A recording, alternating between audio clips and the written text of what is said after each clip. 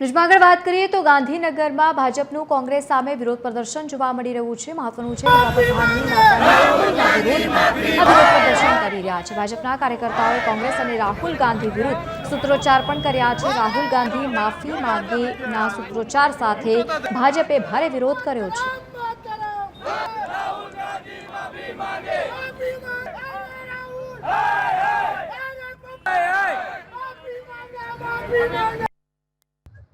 बिहारना एक कार्यक्रम में राहुल गांधी ना कार्यक्रम में आ देशना प्रधानमंत्री स्वर्गीय माता हीराबा ने जे अपशब्दों कह्या छे, जे गाळो आपी छे, ए बदल आ देशना लोको राहुल गांधी समग्र देश ની સમક્ષ એ માફી માંગે એવી આજે અમે બધા માગણી કરી રહ્યા છીએ અને જે ઘટના એ જે શબ્દોને નિંદનીય ગણીને અમે એને વખોડી કાઢીએ છીએ।